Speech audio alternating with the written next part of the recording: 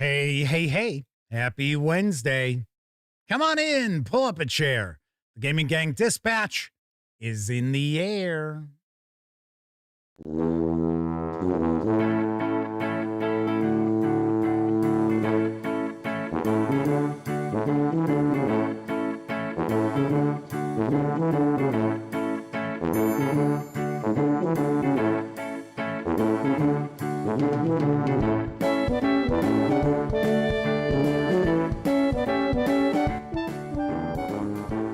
Howdy, gang, and welcome once again to the Duct Tape Studios. I'm Jeff McAleer, your host here at the Gaming Gang Dispatch, brought to you by, shockingly enough, thegaminggang.com, of which I happen to be the founder and editor-in-chief.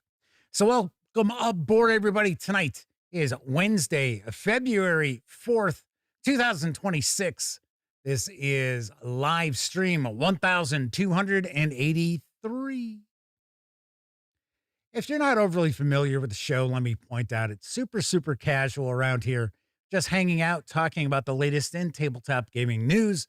And then usually we will take a first look at a role-playing game release because that's kind of how our news skews mainly. Although tonight we do have a wargaming news piece. It's a Wednesday, right? A little Wargame Wednesday there, right? Okay, well, I'm not going to get ahead of myself. It's coming up. It's right on the horizon. But tonight, we are going to be taking a peek at a trio of third-party Shadowdark releases from RPG Ramblings, Podcasting, and Publications, I think is what they're going by now. I always just refer to the company as RPG Ramblings Publications. It's Jeffrey Jones is the gentleman behind the scenes, making all the moves.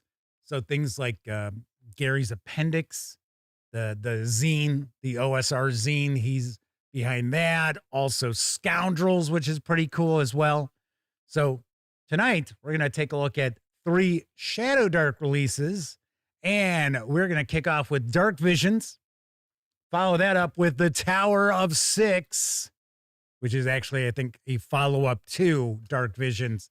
And then The Devoured Labyrinth. It went a little too deep on the scary laugh. Didn't go so well. Oh, well. Anyway, so if you're tuning in for the live first look, keep in mind we always tackle the news around here first, so we're probably looking about 30, maybe 35 minutes before we jump on into those first looks. So if you're watching live, just kick back, put your feet up, relax. We'll get to them. Don't you? We'll get there. Now, of course, if you're watching 30 minutes or more after the stream has ended, possibly even on Memorex, keep in mind there'll be timestamps. So they're in the show notes, and depending on the device you might be watching this on, it'll be right there in the timeline of the video itself. If you want to jump past the role-playing game news with the sprinkling of wargaming in there, you certainly will be able to with those timestamps. Of course, when you're not watching videos on the Gaming Gang channel, be sure to visit thegaminggang.com for all latest in tabletop gaming news, reviews, and a whole lot more you are not going to find here on YouTube. You know the drill. Get your geek on at thegaminggang.com. And then lastly, because this is a live show, there is chat available. Now, you must be a subscriber to the channel for at least an hour before you can take part in chat. But if you want to say howdy, maybe get a question, a comment, by all means, chime in. I will do my absolute best to respond. First out the gate tonight is Keithul, who Semper Buffos with us, as is J-Man, Kevin King, and Kevin R. Smith. So we got a couple of Kevins in chat, and Warren Davidson just joined us as well. I'll take a guess. We might have the lovely and talented Miss Sarah D lurking in the shadows as one of our chat moderators. In fact, she might be our only chat moderator right now. Don't worry, I can kick people out too. I don't need chat moderators for me to boot someone out. We almost never do that, so it's not that big a deal. Anyway, welcome everybody. Let's jump on into the news because, as I mentioned, it is a Wednesday, so let's kick off with some wargaming news because the latest issue of Ya magazine, I always say it like that, is currently crowdfunding for my friends over at Flying Pig Games, and I've got the skinny on issue 16. Ya is the wargaming magazine. That's going to be the last time I'll say it like that. From Flying Pig Games, a full-color periodical for strategy gamers, hobbyists, and tabletop enthusiasts. With each issue, we deliver deep articles, reviews, original content, and a complete war game you can play right out of the box. Although the magazine doesn't come in a box, it comes in a plastic baggie, so you can play it right out of the baggie. Ya isn't just a magazine. It's a celebration of conflict, design, and tabletop creativity. This issue of Ya comes with 83 Urgent Fury, a squad battles starter kit. The magazine is 90 pages of game reviews, historical articles, tabletop life essays, fresh scenarios for your Flying Pig games, and a complete game that serves not only as an introduction to the card-driven hex encounter play of the squad battle system, but also a title any squad battle aficionado will want to collect. Now, there is a 3-minute video that is hosted by my pal Mark H. Walker's daughter, Denver, to tell you a bit more about this issue.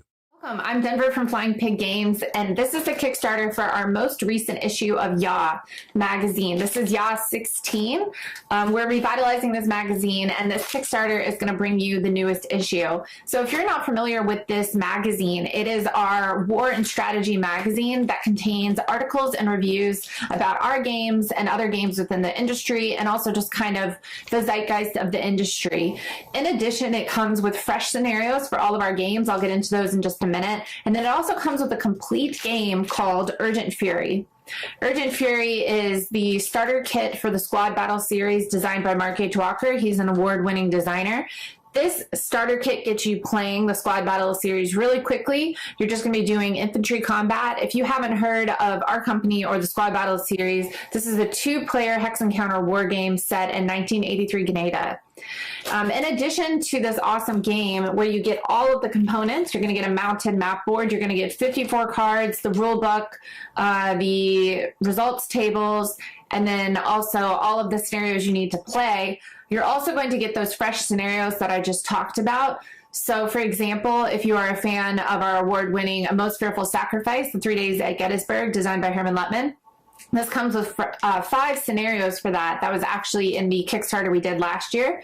In addition, we have scenarios for Armageddon War, 65, 85, The Long Road. And so this magazine is full of all kinds of awesome stuff. So it's not just articles, it is also a game and also scenarios. So I'm going to go ahead and unbox it and show you guys what's inside.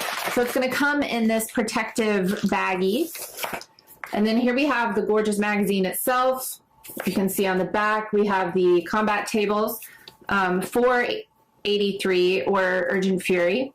And then you have full color, gorgeous glossy pages. Then we have, with Urgent Fury, we have a sheet of 1-inch counters.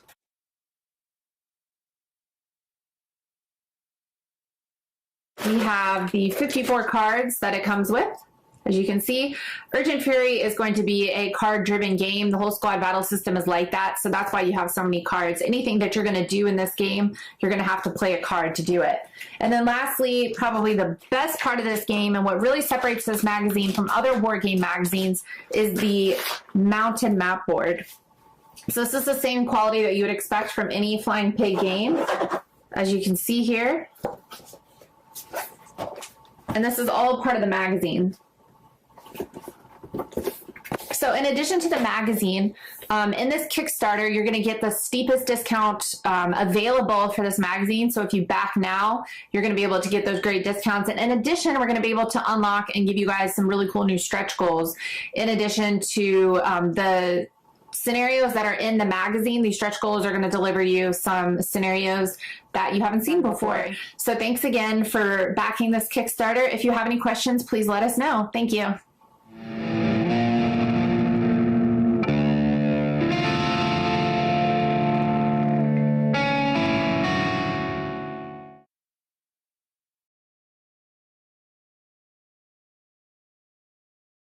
The Kickstarter for Yeah Magazine issue 16 is over 400% funded. You can reserve a copy of the magazine, which the reality is you're mainly getting the game with the mounted board, which is pretty wild, for a $44 pledge through February 17th. Expected fulfillment is in March. So really, this crowdfunding project is mainly being used just to figure out how many issues they need to print. I mean, that's the reality of it. You already saw the magazine. That was the finished product you saw in Denver's hands. So there you have it. I also noticed this issue includes some scenarios for my buddy Herman Lettman's A Most Fearsome Sacrifice. Yes. Very nice. Very nice. I see Chris Lundgren and Kathy Evans are both with us tonight. Welcome back. All right, moving right along. The Coriolis, the Great Dark, the Flowers of Elgarab box campaign set is now landing in stores. I've got the lowdown from Free League Publishing. The death of an old ruin delver in a missing stone tablet marked the beginning of a strange set of events in the depths of Ship City. Soon, the explorers are drawn into a web of intrigue and ancient secrets that threaten the very fabric of the Lost Horizon itself. The Flowers of Elgarab is the first campaign for Coriolis, the Great Dark. In this campaign, you'll find everything you need to experience an epic series of adventures that shed light on one of the greatest mysteries, the fate of the long-lost Ark ship Nadir. Along the way, the explorers will be introduced to the asteroid metropolis of Ship City, embark on several great ship voyages, explore forgotten builder ruins, and travel across the charted sphere. This campaign contains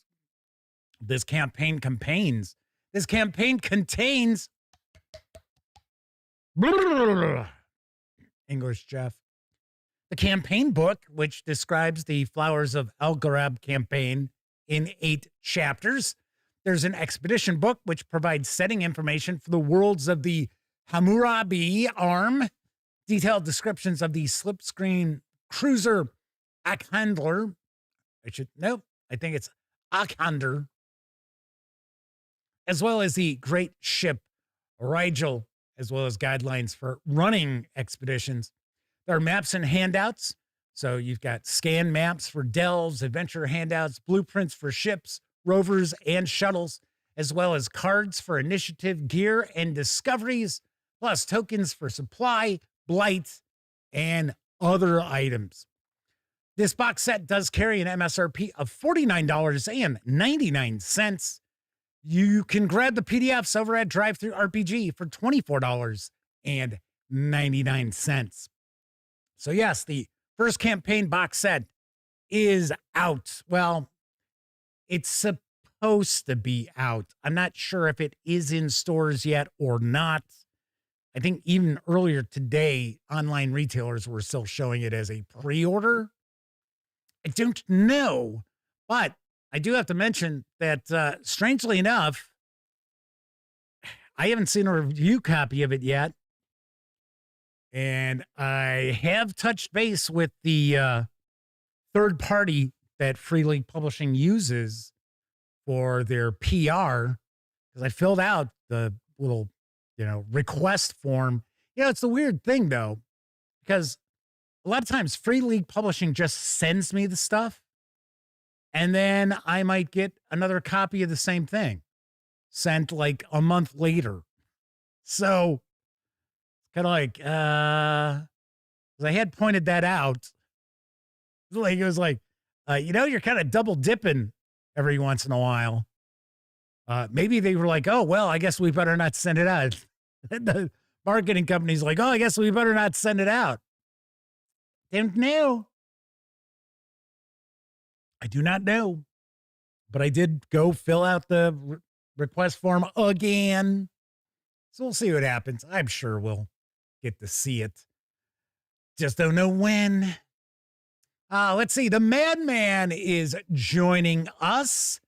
said he's back from his fitness class. There you go. Very nice. Madman says they pre-ordered this and got it last week. So it is out. There you go.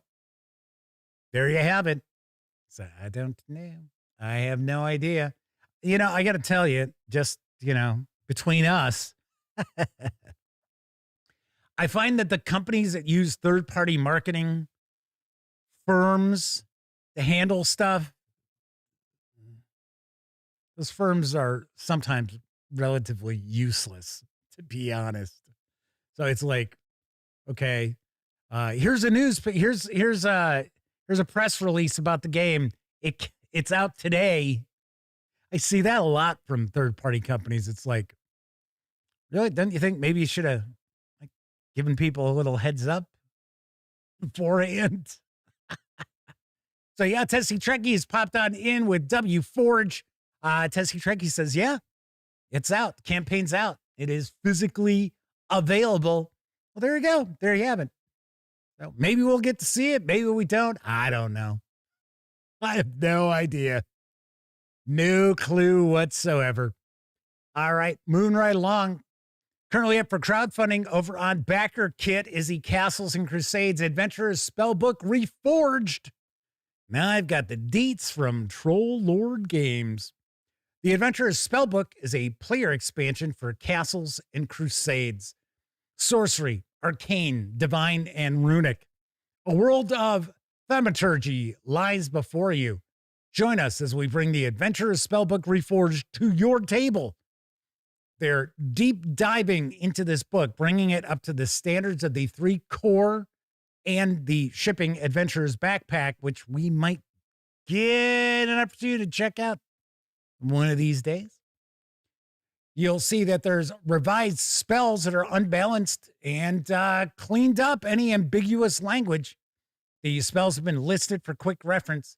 That and more playable spell books, spell lists for starting casters, and more. And Trollords are also bringing the long-awaited spell cards to the table.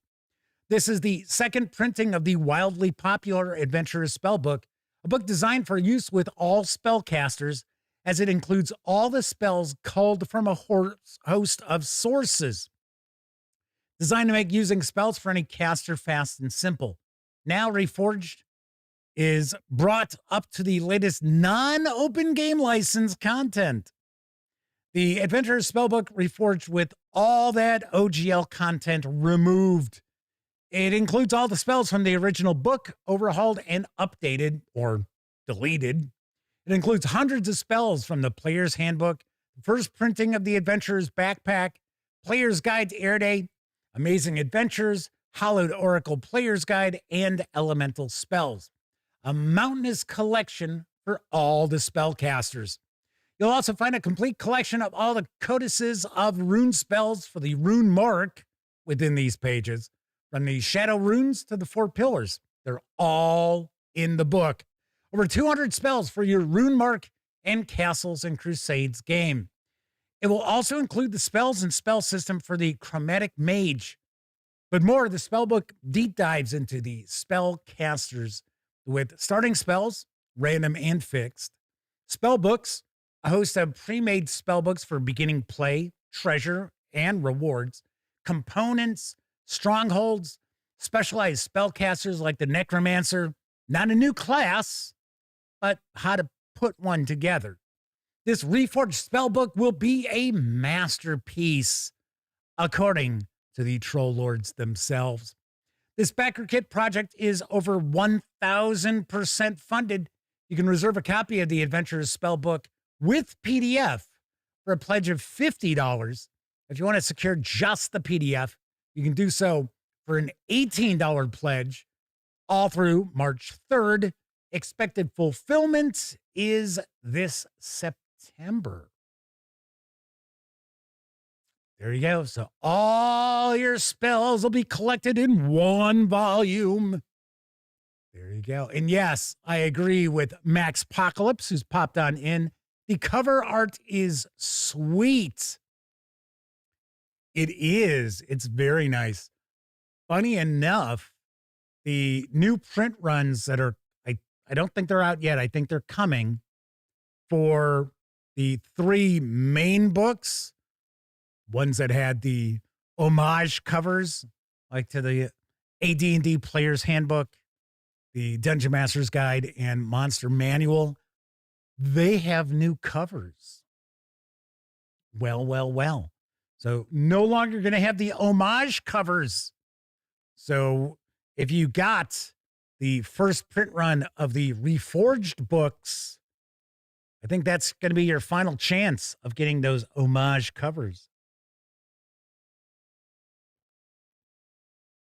So there's some discussion of the film Flowers for Algernon.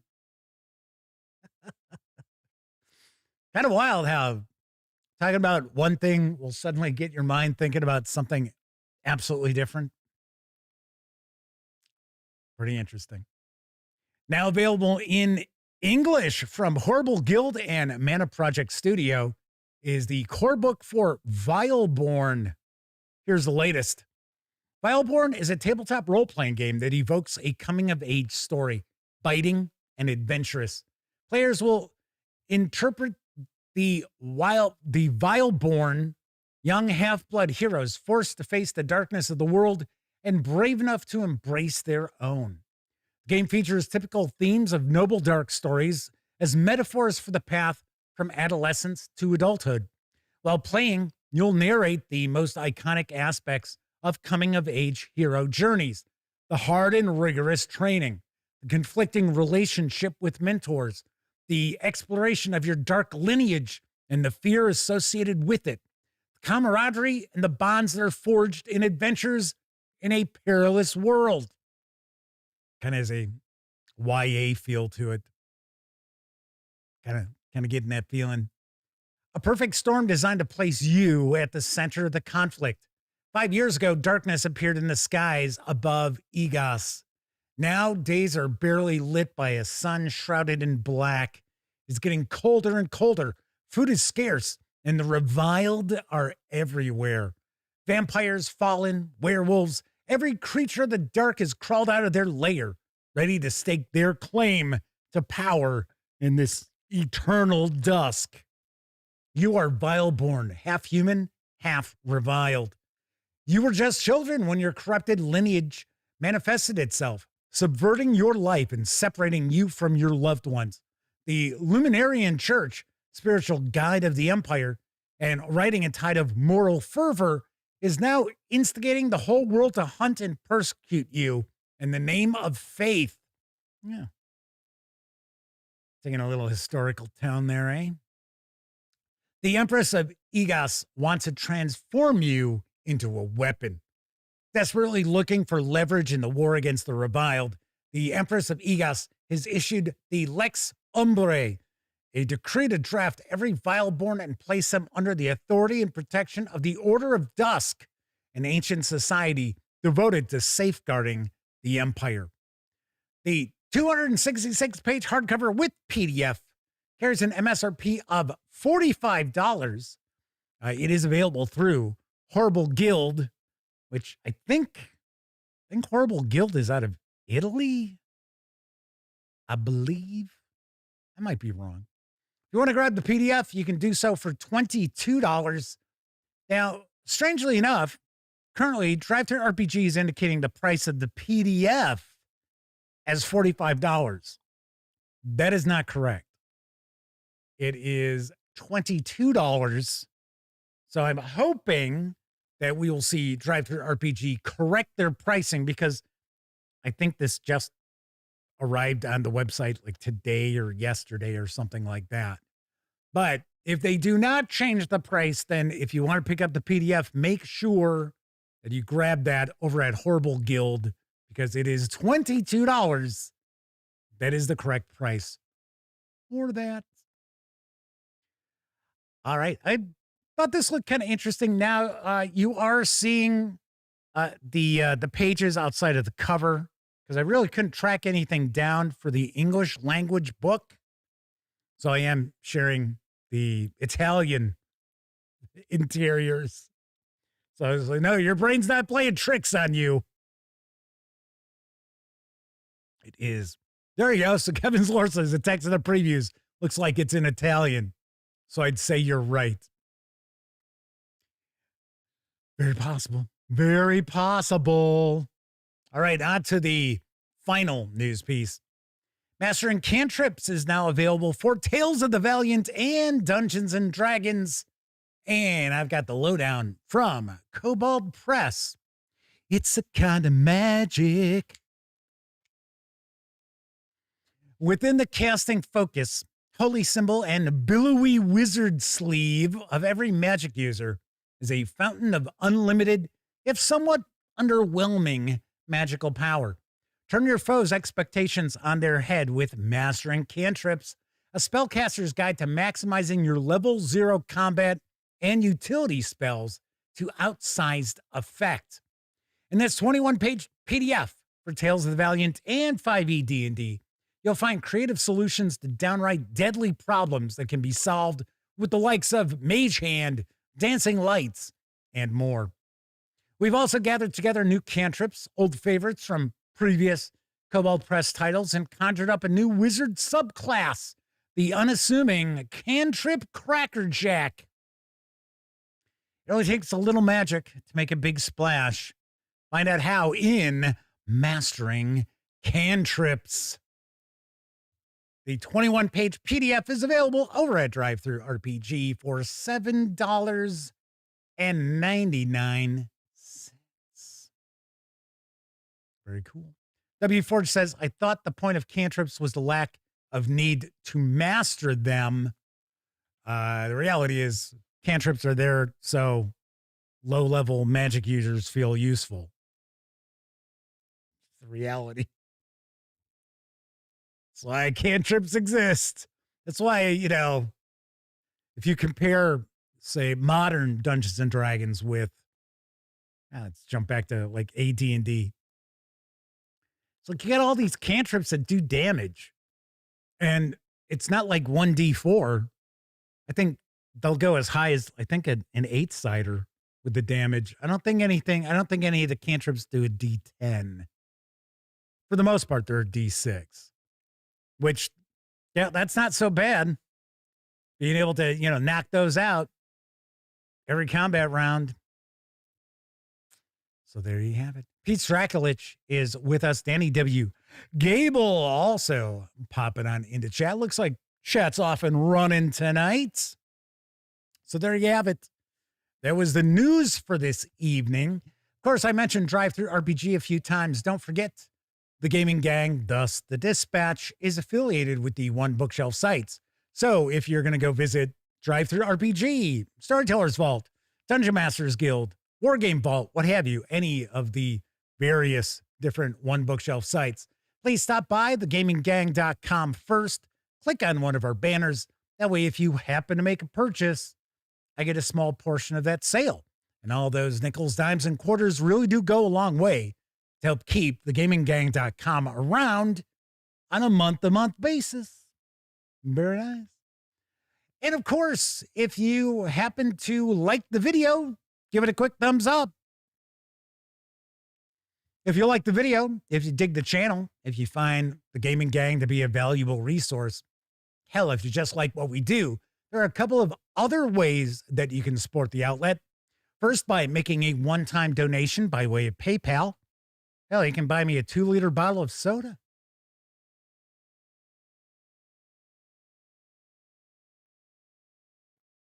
Oh, that's wonderful.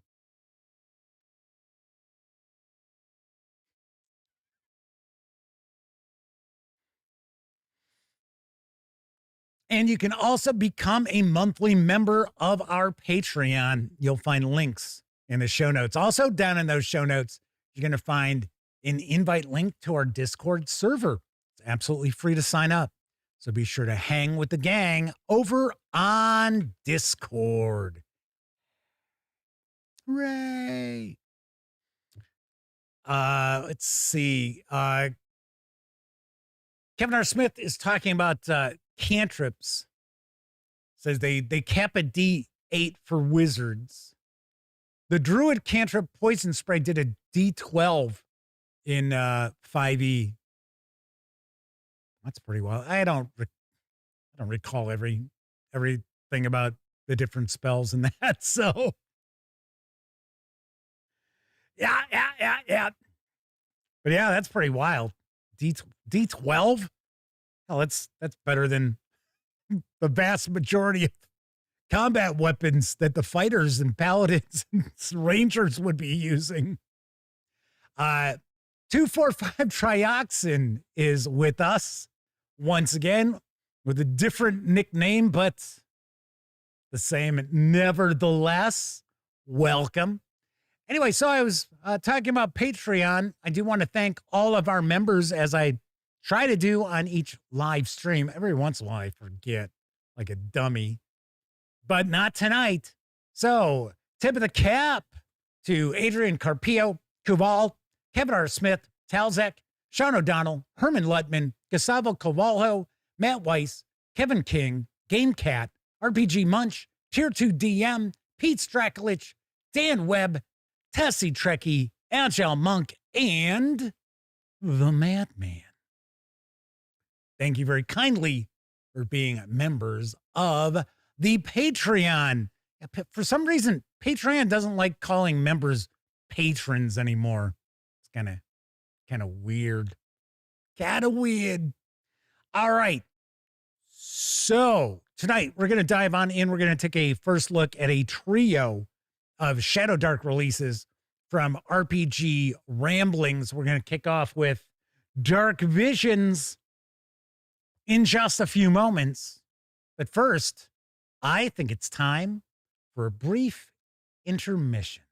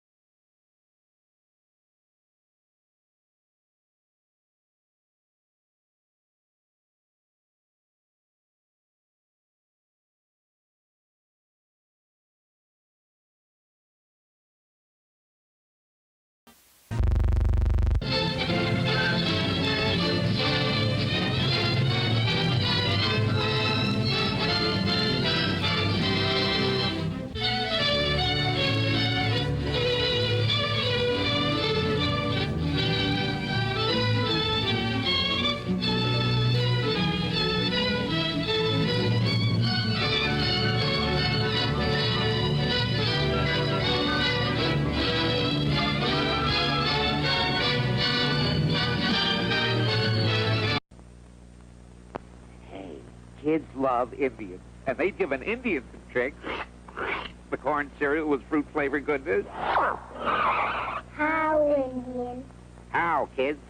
How about give Indian tricks? Okay, if you do a real Indian rain dance. But I don't... No dance, no tricks. What can I lose? I love tricks, fruit colors. Raspberry red, lemon yellow, orange. It's really raining. Yahoo! I get the tricks. Hey, you're just a silly rabbit. I am? You are, and tricks are for kids. The big G stands for goodness. It was foretold by witches. It was conceived through sorcery. And it was to be destroyed by all that is evil. But the courage of one mortal saved it. And so, into an age of darkness, in a time of mysticism, sacrifice, and plunder, there came the only light, the Beastmaster. Born with the strength of a black tiger, the courage of an eagle, the power that made him more than any hero.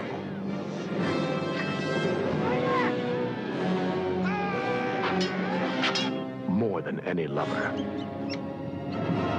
He was Lord and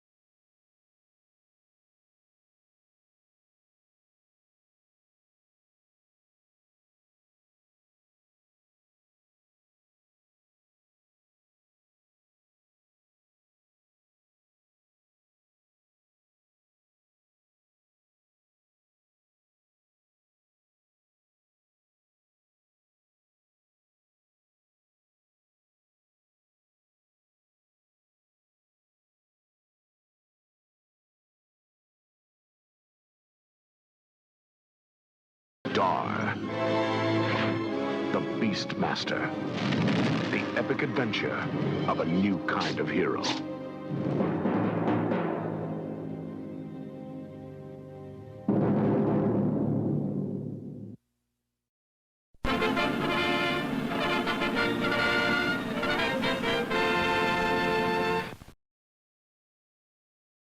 The Beastmaster, yeah.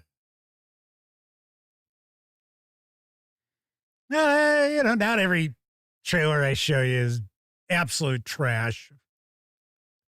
Just most of them. Kevin King says, seen it a couple of times, which is 2 times too many. I gotta be very, very honest. I think I've mentioned this before because I shared that trailer once before. I've never seen it. I've never seen any of the Beastmaster films. Is this not? No. And the funny thing is, I'm a big sorcery fan. Sadly, that is a genre that we really don't see anything for anymore. Any fantasy movies got to be more along the lines of, like epic fantasy. You don't really get the kind of gritty, sword and sandals kind of fantasy movies any longer. Oh, well. I guess Chris Lundgren's saying shame, shame, shame because I haven't seen Beastmaster. I don't know what to tell you, everybody. It's just the way it is. All right. So tonight we're going to take a look at a trio of Shadowdark releases from RPG Ramblings Publications. And I guess the title of the company changes all the time. It's RPG Ramblings, then it's RPG Ramblings Publications.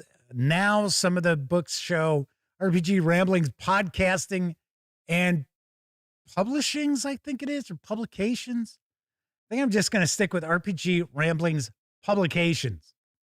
There we go.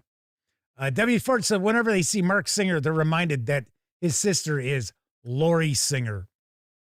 Yes. Billie Jean. Anyway, we're going to start off by taking a peek at Dark Visions. This hardcover with PDF is available for $38. If you want to grab just the PDF alone, you can do so over at DriveThruRPG for $15. I should also mention that all of these 3 together are available in a special bundle from RPG Ramblings, and it is $80 for the physical releases and PDFs. Something to keep in mind. All right, let's swing on over to the other camera because here I've got Dark Visions. Dun, dun, dun, dun.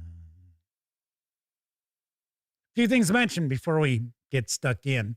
First of all, the fine folks over at RPG Ramblings, in fact, I think mainly Jeffrey Jones, was kind enough to provide me with these 3 review copies, but neither I nor anyone else affiliated with the Gaming Gang has received any other sort of compensation for me to share these first looks with you. It's important you know that. We're also not going to look at each and every page, but I do want to give you a good feel what you're going to find inside. And then lastly, I think the Devoured Labyrinth is an adventure. So keep in mind, as a player, probably going to see some spoilers as we're flipping on through. All right. And then we've got our Lon 4755, to say our Lon, is joining us once again. Welcome back. Thanks for hanging with the gang tonight. All right, so let's take a look at Dark Visions. I notice on the back, we've got a table, so we'll take a look at that last. So we have other domains. I think this is supposed to be filled with 16 cults to use with Shadowdark, if I remember correctly. I like the artwork and the paper stock's nice. Got a little bit of a sheen to it. So here it says RPG Ramblings Publication. Like, I'm telling you, the name just keeps changing. So this is written by Zach Goins. So here we've got all of our credits here. So let's give credit where credit is due. So it looks like we've got some new character classes. We've got the Cultist, the Inquisitor, and the Covenant Knight. Cult backgrounds, gear, deities, magic, spell lists, and we'll get into our cults. Hey there, it says adventures, but it's like it's only 2 pages. And then in Cultist's Wake, as above, so below. Oh, maybe these are both adventures. Well, we shall see. So the Cultist class, zealous adherents to a patron or deity who are removed from society due to taboos, dark deeds, or secretive rituals. So they can cast cultist spells. So at level 1, they know 3 cultist spells. They have Ashes to Ashes. 3 times a day, when you deal damage to an enemy, you can burn your own hit points to fuel your attack. For every hit point you lose, well, this is pretty cool. You can add 1d4 to your damage roll. You may only burn a number of HP per attack equal to your level. If you ever roll max damage, you lose an extra hit point. Aha. So I guess you have to decide that you're going to do that before your attack. So if you hit, then you would be adding that damage. Then we got the Inquisitor class. Stewards of the Faith and Hunters of the Heretical. Inquisitors use everything at their disposal to purge the darkness of chaos. So they have Tools of the Faithful. You can activate spell scrolls and wands using intelligence as your spellcasting stat. If you critically fail, you must complete ritualistic penance as if you were a priest before you can attempt to activate another item. So you can pass judgment. You also have deity and enemy. Choose a god to serve and an enemy. So demons, goblinoids, draconic, undead, etc. that opposes your deity. You gain advantage on checks related to tracking or researching this enemy. Aha. Then lastly, we've got the Covenant Knight. Devotees to order and institution, these knights pledge their blades and spellcraft to execute the lawful ideals of the Covenant Council. I guess maybe a little similar to a paladin. So they have to be a lawful alignment. They cast priest spells. Final word, when you hit an enemy with a weapon attack, you may choose to deal maximum damage. You can do this a number of times per day equal to half your level rounded down. So you wouldn't be able to do that until you hit 2nd level. And then resolute in adversity. You have advantage on checks made to resist the abilities of devils and demons. All right. So here we've got cultist titles, cultist backgrounds. Get into our deities. So it's going to tell us a little bit about those. I'm going to start skipping pages here. Here's the artwork I used for today's thumbnail to let people know about what we are doing on the show tonight. So we've got our spell lists. It's like we've got quite a few spells here. So some are from the core book for Shadowdark. Some are from the first issue of Cursed Scroll. But here's some of the new ones. We've got Bane. You place a baneful hex on 1d4 creatures in a near-sized cube. You and your allies may reroll ones rolled for damage against these targets. We have Fear. You fill the minds of all creatures in a near-sized cube with horrific imagery. Some of those trailers that we've watched over the years, right? Bust some of those out. terrify the staunchest enemies. Incite frenzy. You reach in the minds of all creatures in a close-sized cube. Yeah, they sure are doing a lot of close-sized cubes, spurring them to lash out. On their next turn, the target loses the ability to tell friends from foes and regards all creatures it can see as enemies. On its turn, it must attack a random creature it is adjacent to with a melee attack. This is a tier 2 spell. So, quite a few. Summon Imp. You reach into the pits of hell and pull an imp out by its barbed tail. The creature is under your control and acts on your turn. The DC of this spell increases by 4 for each imp you've already summoned since you last rested. If you lose focus on this spell, you lose control of all imps, and they become hostile toward you and your allies. You must pass a spell casting check on your turn to return the creatures to the outer planes. All right. So then we get into our cults.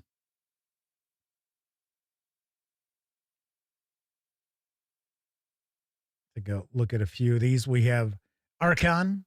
Archon cultists align themselves heavily with angels and other celestial agents of law. While there are plenty of public-facing temples that bear angelic motifs and allegiance, there's often a dark undercurrent where the precepts of law diverge from the morality of good. Demonic angels are a frequent ally, though some sects have been known to summon and force even the lower seraph angels into service, or seraph angels, I should say. Archon cults tend to focus on righteous judgment and the totality of law, and are usually led by firebrand leaders intent on destroying their enemies. As Pete Stracklich points out, with streamlined design like this, it isn't hard to convert to almost any system. Kevin King says layout seems to be a more artistic, old school essentials. Well, the layout here is, for the most part, the layout you see in Shadowdark. Font looks, I think, a little bit smaller here, but not by a ton. But yeah, this is kind of what you'd see in Shadowdark and the like curse scroll issues that are out. I gotta try to check out issue 4. I haven't seen issue 4. I think that's the most recent. So we have blood cultists, or in every temple, city, dungeon, and haunted wood, as numerous as bloody rivulets amidst the battlefield. They relish in blood-soaked frenzies or in the slow seeping of life from a sacrifice. Through demonkind and the gods, they have a lust and a taste for mortal kind's fluid. Even the gods of law and neutrality hold its offering in high regard. Reavers and gnolls are often aligned with these cults. It goes without saying that these cults are bloodthirsty, but also prone to heavy ritual and an odd frequency of deathless leaders. Yeah. So yes, the decorative fonts are different, as Kevin R. Smith points out. We got demons. What else we have? Plague. No one likes a plague cultist. Even adjacent sects tend to revile one another, as the unpleasantness of their business is never well received by any save the feverishly fervent. Few gods are eager to be aligned with the nasty business of pestilence as well, though the cults do find allies among Viperians and hags, as even their members aren't immune to the effects. They tend to be reckless, their malformed leaders spewing sermons of despair and penitence through suffering. Mark Hawkswell's popping on into chat. Good to see you once again. Said they're pretty excited to run some of this stuff that's in this book. All right, so now we're going to get into our adventures. 2 adventures provided can be played separately or strung together with the Tower of Six. We're going to take a look at in just a moment.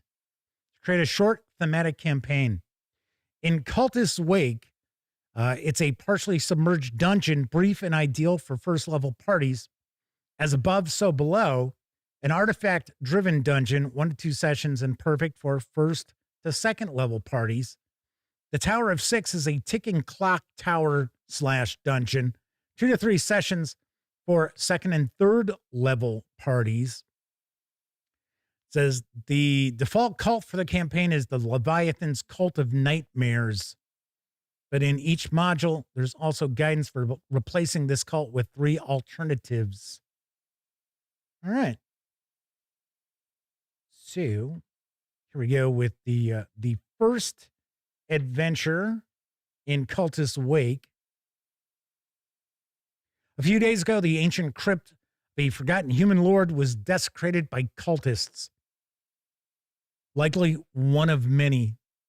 Their ley line ritual is already complete. Its after effects have begun to flood the area, and most of the cultists have left. The few cultists still here have opted to loot the sarcophagi. No, it says sarcophaguses, but it's supposed to be sarcophagi. But I don't know. Yeah, I don't know. I can barely speak English. Of any treasure, but they have run into trouble with the bones of the dead. The ritual had nothing to do with the crypt, other than both of them requiring placement atop a ley line.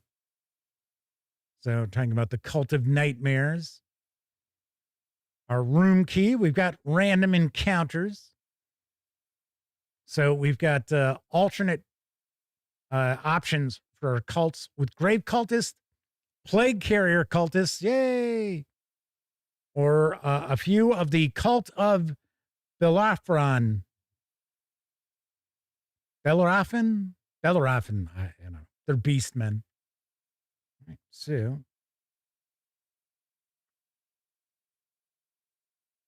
looks like this is pretty straightforward there. And next we've got as above, so below. 3 centuries ago, this structure hosted some of the greatest minds of druids and mages, keen on understanding the particulars of ley lines and their power. Something else was drawn here, however, and it spelled the end of the conclave. Remnants of that opposing force remain to this day. A Chitin devil, and it's never without a few cultists of its own. In the past months, the Cult of Nightmares has moved in, drawn to the same power as those that came before. However, their Aboleth patron has guided them here, and they've managed to recover several artifacts hidden even to the devil. Well, all right. Just taking a peek here. So I do like how, like we do see in Old School Essentials adventures, we have kind of like a zoom in on the map here for the different areas that are on that page. So like 456, we have 456 there.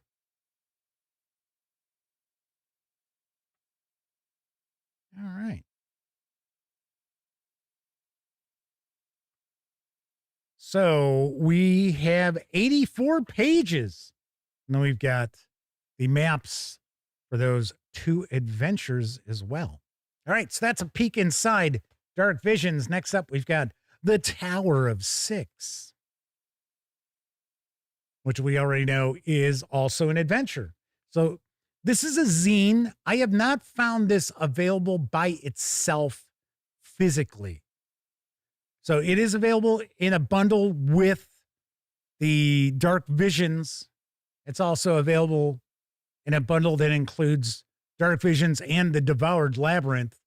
But as far as just the zine separate, I did not see that. But you can get it in PDF alone over at DriveThruRPG for $8. So here we've got the Tower of Six. Looks like I think we had some new magic items too. Beneath the Tower of Six, the Keeper stirs, pressing against the boundaries of its confinement. Throughout the tower, its followers make ready, gathering artifacts from across the region, preparing for the coming ritual that will see the chains broken and the avatar of their dark god set loose upon the world. Once the home of the reclusive mage Stradivarius the Blind, they made some pretty nice violins, even though he's blind. The Tower of Six was originally built by a mages guild to serve as a watchtower over an imprisoned aboleth they called the Keeper. Over the centuries, infighting and disinterest relegated its original purpose to obscurity, and Stradivarius departed long ago.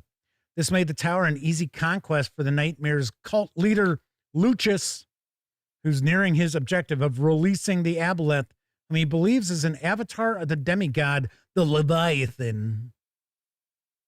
His cultists swarm the tower in the halls below, preparing a great ritual of unbinding, while the mage paces the floor of his cell, desperate to recall all that was forgotten. All right. So we've got a ticking clock here. So the player characters will have essentially 3 days. So the night of the third day, the Keeper exits the tower and begins to prey upon the world. Got some hooks here. Although I would think that if you ran the 2 adventures from Dark Visions, probably already had the hook built in to that. So here we got the new magic items: Bone Dust, the Bracer of the Ethereal, Staff of the Keeper, Wands of Symmetry, a pair of curved wands shaped from boar tusks and etched thoroughly with minuscule murals of the demigods Monkar and Akir chasing down and butchering hogs with scythes.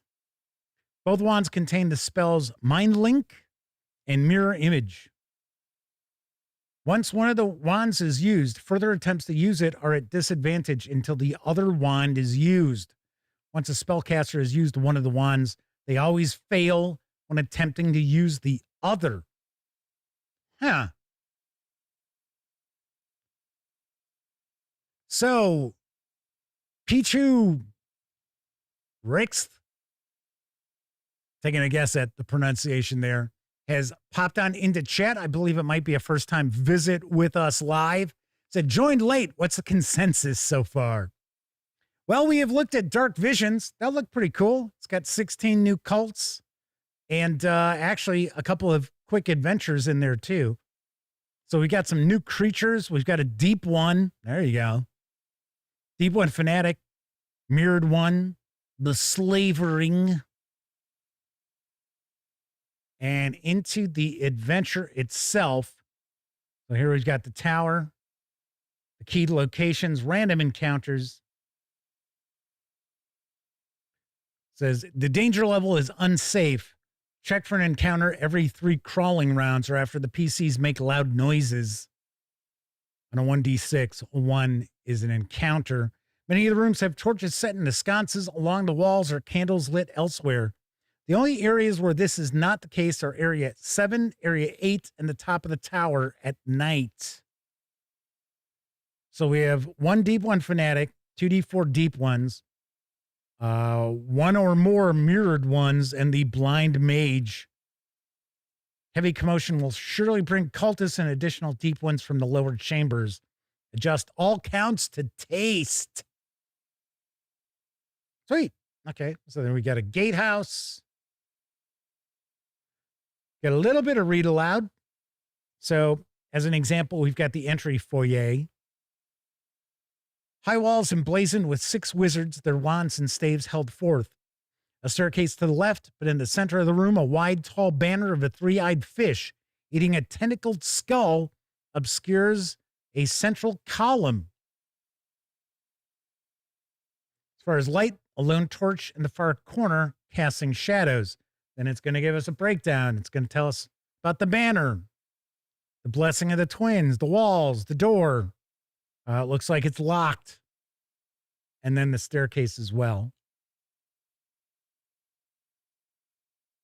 The upper study, a well-furnished study, fully dismantled. Shelves and pedestals and a broken desk with every drawer pulled out. There's a smell of the briny odor of fish. During the day, there's light from the windows. Otherwise, it's dark. And there's Deep Ones crouching in the shadows. 2d4 Deep Ones. All right. I think in Dark Visions, it said that this was like two to three sessions in length. So what do we got? 25 keyed locations? No, a little more than that. Hey, so we got a night hag. There we go. A little extra action there. So 28 keyed locations in total. So there's the map for areas 1 through 11, and then 12 to 28. So Pichu, I'll just say Pichu, says, hi all, huge Shadowdark fan. I do wonder why creators deviate from the zine size though. I really like that format. This here is, so that's your zine size. Here's your A5 size.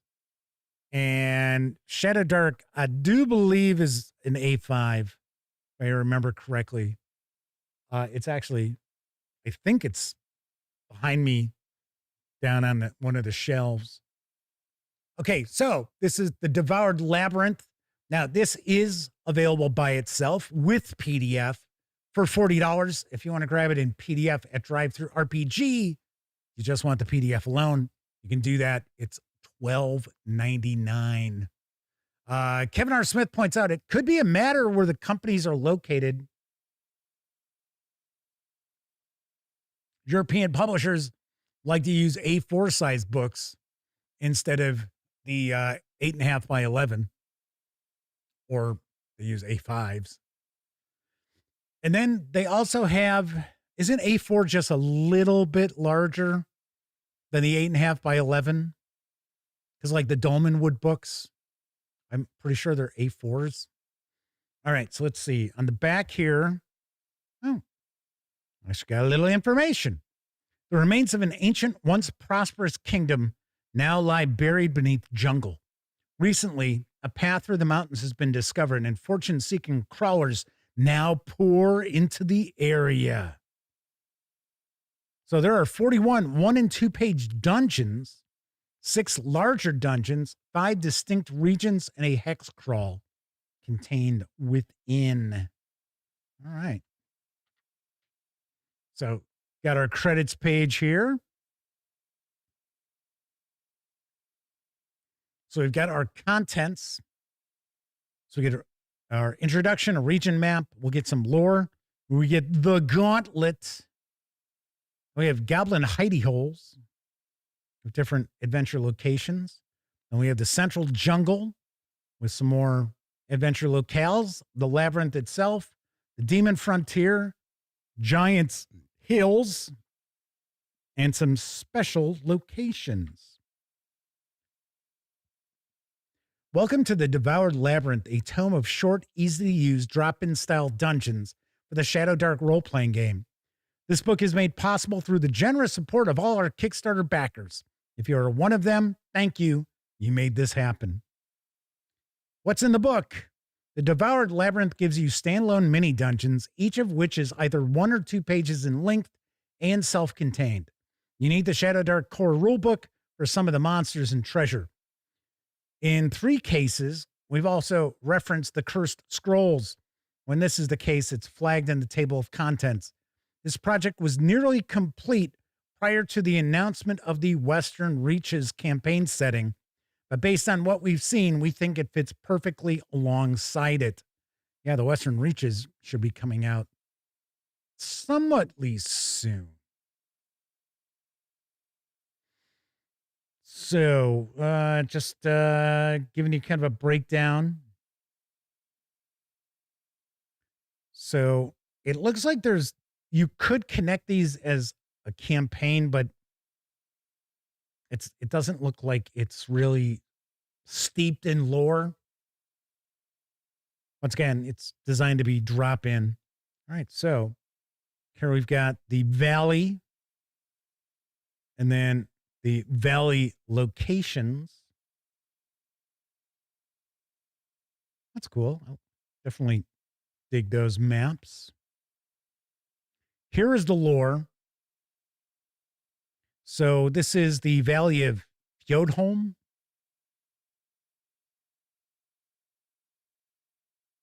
Today, what was once Fjödholm is buried beneath the jungle. Ruins of desperate buildings and whole cities form an occasionally interconnected maze below the surface. Above ground, Fjordholm's tallest buildings look like little more than earthen mounds now, taken back by the jungle. Yet excavations lead to treasures and buried secrets if one is brave enough to face the dangers. The Fjordholm Valley, which can be reached by crossing the iceless peaks or traversing the Path of Teeth, consists of 5 regions. The Path of Teeth, Goblin Hidey Holes, Central Jungle, the Labyrinth, the Demon Frontier, the Giant Hills. So the Path of Teeth is showing that it's level 0 gauntlet. Nice. Sweet. Oh, that's a pretty cool looking map too. Very nice detail in that. So here is Betwixt the Teeth. For months, many have tried and failed to slip through the mayhem called the Path of Teeth. Discovered just a season ago, this chilly passage leads to a lost world, a valley filled with jungle ruins and untold hordes of treasure. The PCs are commoners from a nearby village that has fallen on hard times. They're keen on changing their fates, testing their luck, and being among the first to enter the valley. Da-da-da-da-da. All right.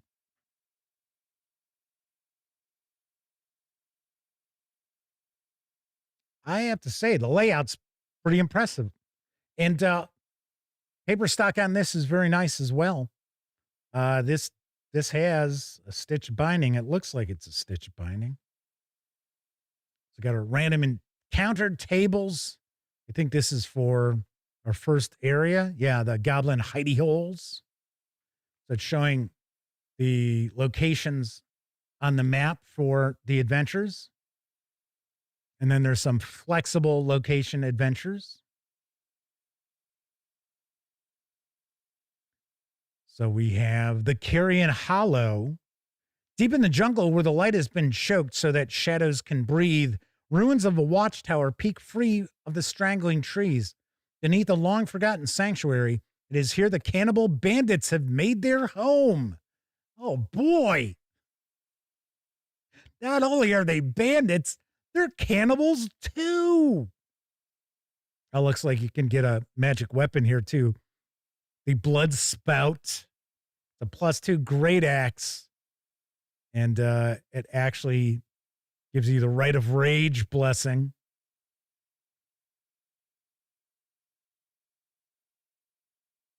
I gotta say, I'm impressed with these 3 books. Well, 2 books and zine.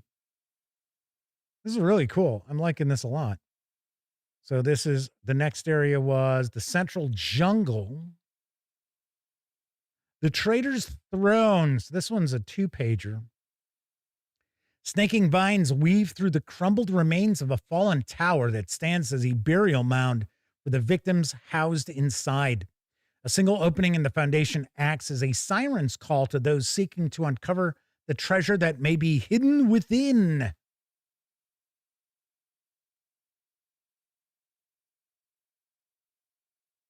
And we have Legends Depths. Traveling through the jungle, the party finds the remnants of a well-worn trail that opens on the remains of a ruined temple's grounds.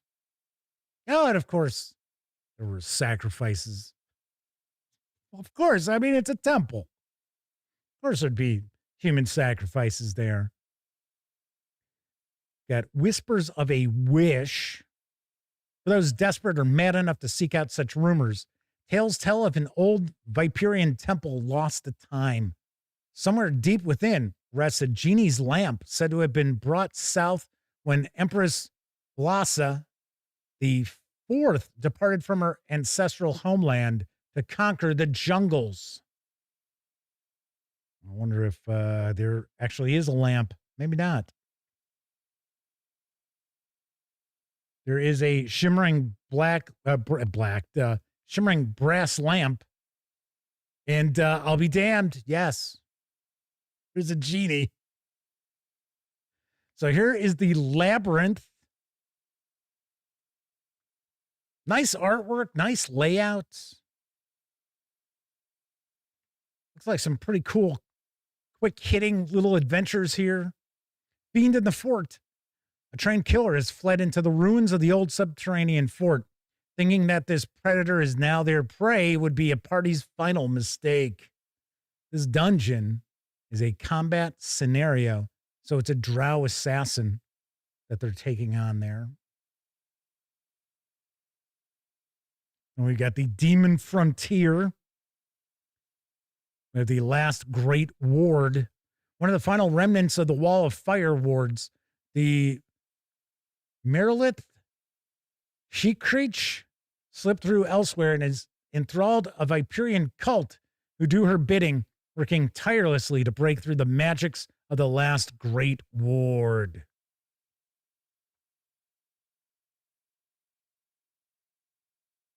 We have giant hills.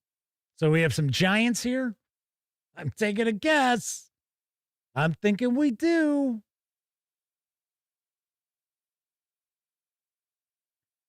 So we have crystal glitter. Lost in a brutal steam storm, the only hope is a tiny hollow and cave within. Inside is a much larger cavern, sparkling and glittering with crystallized walls. So, it's like the PCs are going to tackle some dark dwarves. We have the Chain Titan. Deep beneath the giant hills lies Olathrox, the Chain Titan, a colossal abomination forged for war, its flesh bound by the screaming souls of Baron Delathamir's fallen legion. A sect of Hjödholm wizards once summoned such eldritch horrors as machines of war, and now its shattered wards stir again. So it looks as if, as we're progressing through this region, the adventures are kind of becoming more challenging. So next up we have, what area is this? Pages are stuck there. There we go. Oh, this is actually a longer adventure. This is the Cavern of Carnage. This scenario creates a total party kill without the characters actually dying. Unlike a dream sequence, the Cavern of Carnage ensures the characters' lives will permanently change. Dun, dun, dun. There's a 10-eyed oracle. I wonder what that's like. Pete Strackwitz said they pre-ordered this late. They wanted some drop-in dungeons to sprinkle in as needed. Kim King says, I like the map style for reading and reference, but it's too bland for a virtual tabletop. Yep. But that's a problem that you encounter with role-playing games that utilize just a standard black and white or grayscale type of map. So they're not going to translate all that well to a virtual tabletop. Just like, I hate to say this because, you know, I love Cubicle 7 games, and I really enjoy the whole setting for Warhammer Fantasy Roleplay. But as far as their adventures for like, well, let's see, I've seen for Foundry and I saw some for Fantasy Grounds. And all they've done is just taken the maps from the books themselves and just plop them into the virtual tabletop adventures. So you're looking at the maps that you're using have, you know, number keys and stuff like that on them. And it's like, really? Would have loved to have seen, you know, them actually invest some time into maybe just taking those maps and getting rid of the keys and stuff. Because some of their maps are in color. But yeah, they'll have keys on them. They'll have various different locations, and you know, all the text is right, not the adventure text, but the text for the game master is on the map. It's like, where's my player's map? So Kevin R. Smith said that decorative font makes it look like Labyrinths of Larnage. I know, I thought the same thing. It took me a minute. I was like, So, Beechel says, scoop these up. Great to see how much Shadowdark has grown. I met Monty Cook recently. He told me he plays a Torchlight of Shadowdark 1 hour with his pals. That's cool. I've interviewed Monty in the past. He's always been super nice to me. I like Monty Cook games. They've provided me with some stuff recently. So as of the past year, started getting on board with them. So yeah, pretty nice. Pretty cool. So Kim King says Smiteworks now wants all the DM content on a DM only layer. So players should no longer see that when the map is shared. Nice. And of course, Smiteworks is that Foundry or is that Fantasy Grounds? I always forget the two. Anywho, so we were taking a peek at the Devoured Labyrinth. This is from, actually, I think this is Bite-Sized Gaming and RPG Ramblings. Let's double check. It's not saying, but I could have swore over on DriveThruRPG for the PDF, it says it's Bite-Sized Gaming. So Troy Cornelson's popping on in. The Man says, and Kevin King says, Smiteworks is Fantasy Grounds. Troy Cornelson says, trapped in their car and glad we're all here. Well, sadly, we're getting ready to wrap up. So we won't be keeping you company for too much longer. Don't know what to tell you. So that's a peek at the Devoured Labyrinth, the Tower of Six, and Dark Visions. Once again, you can get all of these as a bundle from RPG Ramblings Publications, and it is $80. I don't think there's maybe there is a PDF bundle. But as far as if you want to get these individually, this is $40. PDF is $15 at DriveThruRPG. This is $40 with the PDF, $12.99 in PDF at DriveThruRPG. This I don't think you can get just by itself. The only way you can get it, I think, is in a bundle with Dark Visions, but you can get the PDF. It is $8 at DriveThruRPG.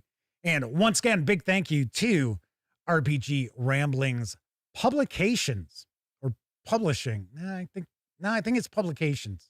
Publication. Like I said, the company's name seems to be changing continuously. So I'll just say RPG Ramblings. So I think that'll stay the same. So Kevin King's asking if Troy is trapped by snow. God, I would hope not. I would hate to be trapped in a car because of snow. Maybe it's because of traffic. Oh man. It reminds me of one time I was trying to remember, was it Idaho? It was either Idaho or Washington State. And I was in a mountainous area. And it was cold. It was winter. So it was probably in the maybe mid 30s. And the sun was starting to go down. And I'm driving along and it had been rainy all day long. So of course I was, being careful watching, well, not that you can see black ice, but, and then about a mile in the distance, because I was driving alongside like of a mountain, there was a mudslide. I was like, oh shit. And of course, came to a stop and I spent 7 hours with all this other traffic. Thankfully, I was transporting vehicles. So I had some snacks. I had some soda and that. But I mean, it was like, I turned the vehicle off because it wasn't gonna like run out of fuel. So it got kind of chilly. And they needed to get a team in there to be able to take the dividers out because it was like divided highway. So they had these big dividers, big concrete dividers separating the two different lanes in that. So pretty wild. Pete Strakulich is asking, what's the latest book I have read? Are we talking game book or like reading for pleasure? Because, well, I mean, they're kind of the same, to be honest. So if you want to know my most recent role-playing game book that I read, wait till the end and I tell you about, ring that bell because you'll also find out when I upload other videos. I'll show you what review is popping up on Friday. It's already done. It's uploaded. It's good to go.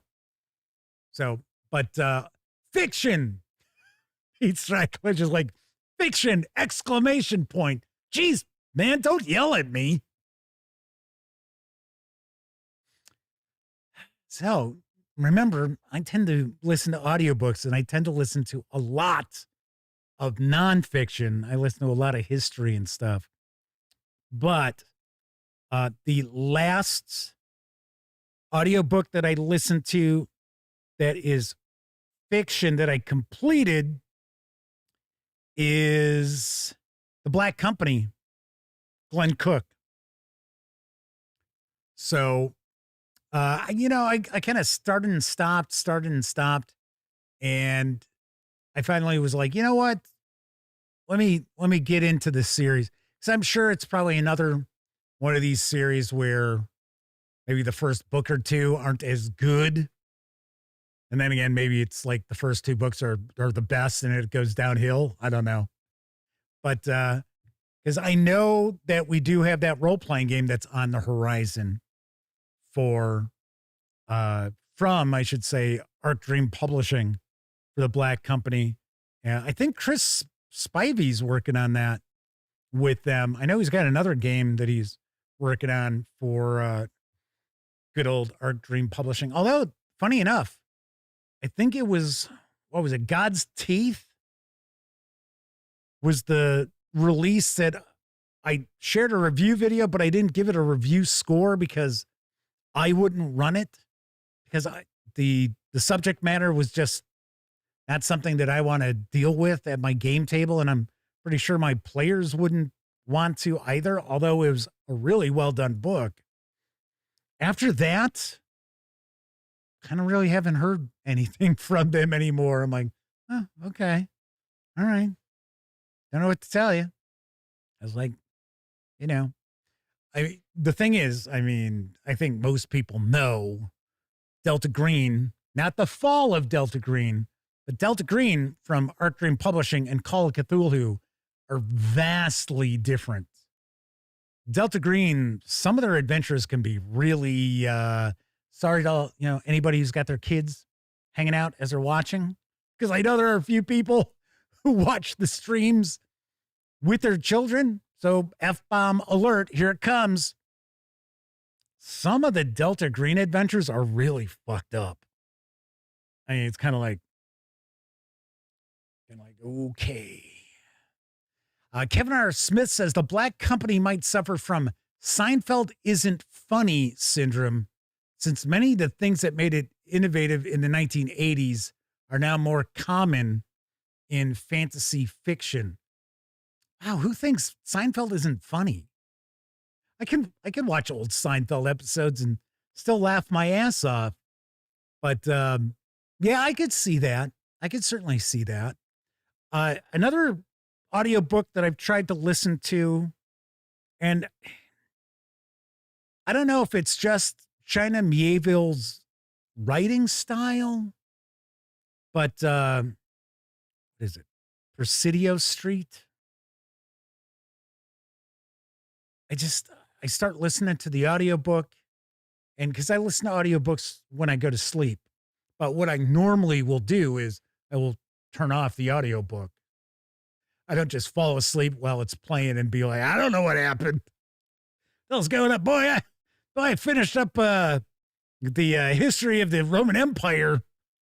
You know, that Gibbons book that's like, I don't know, 150 hours in length. No joke.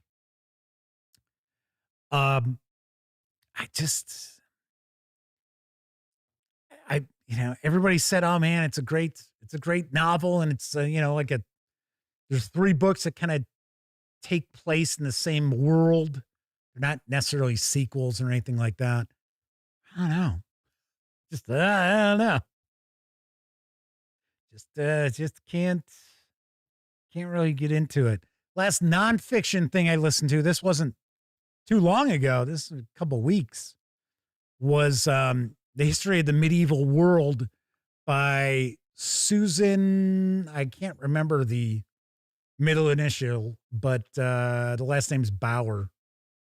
So there's a series of 3 books, History of the Ancient World, History of the Medieval World, and then History of the Renaissance World, that are actually really nice, really nicely done. They're pretty good. They get into enough detail to be interesting without overwhelming you with like the minutia of the age where you're like, what? Kevin R. Smith says it's a TV tropes thing. The idea is that younger people don't see what's great about Seinfeld because every sitcom since has borrowed from it. I got to be honest, I don't watch a ton of sitcoms. I tend to gravitate more towards dramedy kind of stuff. So like The Studio, Shrinking.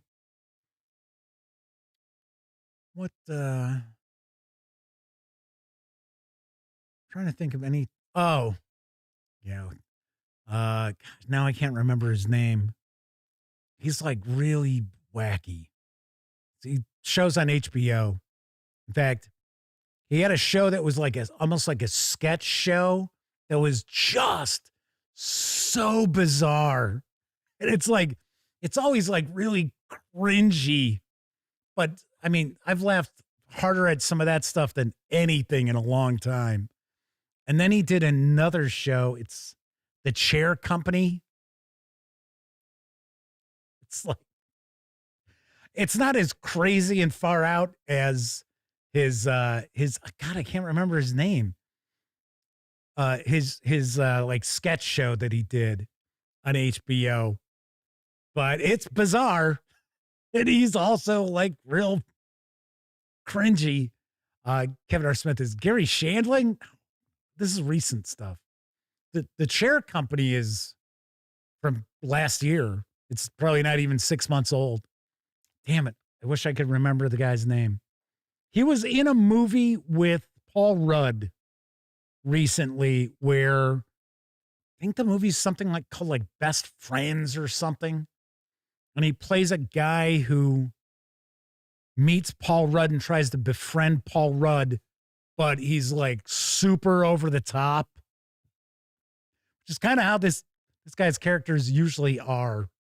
But yeah. Yep. That would be probably, well, that's more dramedy too, but the sketch show was like definitely, it wasn't a sitcom, but it was more like, okay, this is straight out make you laugh, not, oh, hey, there's a story to this. So anyway, all right. So another little AMA going again to wrap up the show. So tomorrow, what we're going to do, originally we were going to take a peek at Oz from Andrew Kolb. And as I pointed this out previously, this is not a review copy that was sent to me by the author or by the publisher. I actually got the 3 Andrew Kolb books by way of one of our constant viewers. There you go. Thank you, Tim Robinson.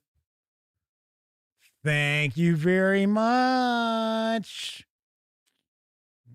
Miss Sarah D. Got it. Right on the money. See, just bust out the Google and look at the chair company and bang. Right there. Tabletop Scholar, I should say the Tabletop Scholar is joining us in chat. Welcome aboard. Anyway, we were going to take a look at this tomorrow, but as I was pointing out, I was able to get the 3 books from Andrew Kolb by way of a very kind and generous donation by one of our constant viewers. So this isn't something a publisher's waiting for me to tackle. So I'm going to put this on hold. Not sure. There, like I said, there's supposed to be a couple of things in transit. I'm not positive. So if, like, oh, I don't know, the new Coriolis box set shows up, we'll be taking a look at that. But if that's not the case, we're going to take a look at Briark. This is the quick start rules. And this is from Third Kingdom Games, who you might know from the Populated Hexes Monthly series. This is a new retro clone that they're working on. So that's what the Yark is. Yet another retro clone is what that means. But it looks pretty decent. So I think what we'll do is we'll actually take a peek at this. If nothing changes, we'll dive on in, take a first look at this. Something a little different. I was like trying to get obscure stuff out there for people to take a look at. All right, so that is it for this time out. If you're watching live, thank you very much. If you watched live and took part in chat, you get a tip of the cap, because not only were you keeping me company, you were also keeping each other company while I was sharing the news and flipping through those releases from RPG Ramblings. But of course, I know a lot of folks out there, you don't have an opportunity to watch live. Doesn't matter if you're watching live or on Memorex. Thank you for taking time out to watch any of the videos here on the Gaming Gang channel. Of course, when you're not watching videos on the Gaming Gang channel, be sure to visit thegaminggang.com for all the latest in tabletop gaming news, reviews, and a whole lot more you are not going to find here on YouTube. You know the drill. Get your geek on at thegaminggang.com. If you like the video, by all means, give it a quick thumbs up. Subscribe to the channel if you haven't already. And if you do subscribe, ring that bell. And also, hey, there we go. How come that didn't activate? It's like, let's go. Get that bell thing up. Get that sub thing up. If you do ring the bell, be sure to select all notifications, because that way, not only will you get to find out when the dispatch is streaming live, Tuesday, Wednesday, and Thursday evenings at 7 p.m. Central. We'll also let you know when I share other videos, such as this coming Friday's review of The Hooded Man from Osprey Games. Told you you'd find out what the most recent role-playing game book I read was. This is it. So, as I pointed out earlier, the review is done. It has been uploaded. It is good to go. So tune in Friday to be able to check out the review and find out what I thought of it. There you go. All righty, everybody, enjoy the rest of your morning, afternoon, evening, whatever time of day it is in your neck of the woods. Once again, I'm Jeff McAleer, and as always, I certainly hope each and every one of you get to enjoy plenty of great gaming with your gang.